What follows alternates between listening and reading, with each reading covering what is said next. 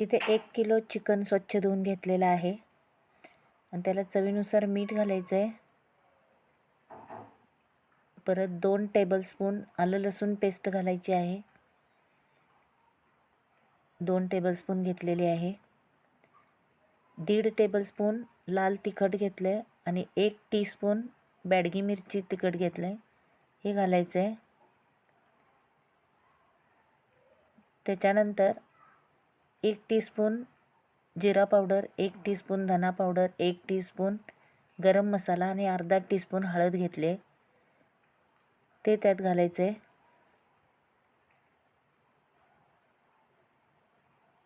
आणि 2 टेबलस्पून तेल टाकायचं आहे. आणि इथं 2 टेबलस्पून लिंबाचा रस घेतला आहे, तोही घालायचा आहे. आणि अर्धी वाटी दही घेतलेलं आहे, ते घालायचं आहे. आणि हे दही घातल्यानंतर हाताने त्याला चांगलं मिक्स करायचं आहे. आता ह्याला सगळं साहित्य लावून झालेलं आहे. चिकनला मॅरिनेशन करून झाले. हे तुम्ही जर रात्री करणार असाल तर सकाळी मॅरिनेशन करून फ्रीजमध्ये ठेवा आणि सकाळी करणार असाल तर रात्री ठेवा. तर आता हे 2 तास असंच झाकून ठेवायचं आहे. आता एक कढई घ्यायची आहे, त्यामध्ये 3 टेबलस्पून तेल टाकायचं आहे आणि 1 टेबलस्पून बटर घ्यायचं आहे. तुम्ही इथं सगळं बटर वापरला तरीही चालेल. आता चांगलं तेल आणि बटर हे कडलेलं आहे. त्याच्यामध्ये 2 मध्यम कांदे घेतलेत, ते चिरून घालायचे आहेत, बारीक चिरून. आणि कांदा चांगला ब्राऊन होईपर्यंत भाजायचा आहे. कांदा चांगला भाजलेला आहे, ब्राऊन कलर झालेला आहे. आता यामध्ये आपण चिकन जे मॅरिनेशन करून ठेवलेलं, मी इथं 2 तास करून ठेवलेलं, मला वेळ नव्हता म्हणून. तुम्हाला वेळ असेल तर मी मगाशी सांगितल्याप्रमाणे तुम्ही करून ठेवलं तर चालेल. तर आता हे चिकन यामध्ये घालायचं आहे आणि चांगलं त्याला हलवायचं आहे.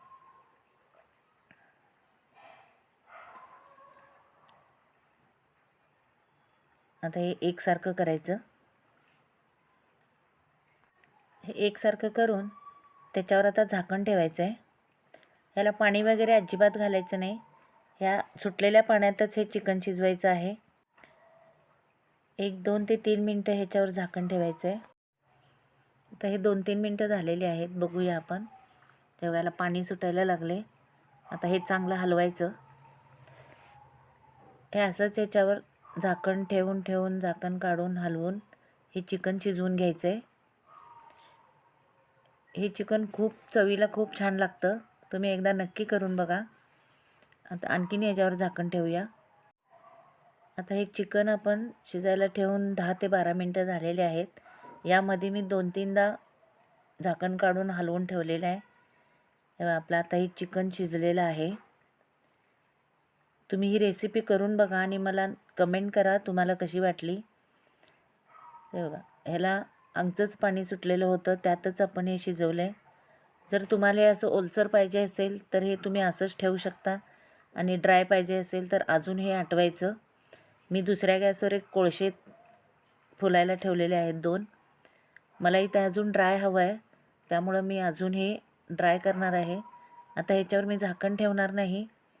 हे असंच मी आता आटवून घेणार आहे.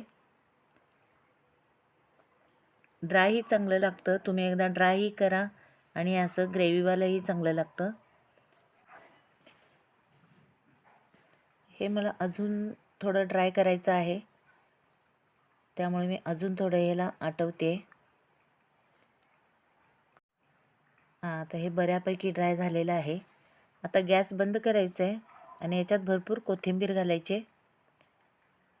कोथिंबीर घालून परत हे हलवायचं आहे एकसारखं.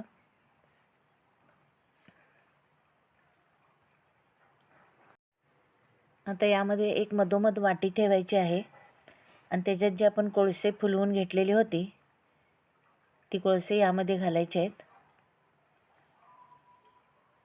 आणि याच्यात अर्धा चमचा तूप सोडायचं आहे. हे तूप घालायचं आहे आणि तूप घातलं की लगेच झाकण ठेवायचं. आता हे स्मोक तुम्हाला जर जास्त नको असेल तर एक 2 ते 3 मिनटं असं ठेवायचं. आणि जर स्मोक तुम्हाला जास्त आवडत असेल तर एक 5-7 मिनटे ह्याच्यावर एक झाकण ठेवायचं आहे. तर आपलं स्मोक देऊन आता 7-8 मिनटं झालेली आहेत. बघा, हां, मस्त स्मोक बसलाय. तर ही वाटी आपण काढून ठेवूया. तर आपलं हे स्मोक चिकन तयार झालेलं आहे. हे बघा.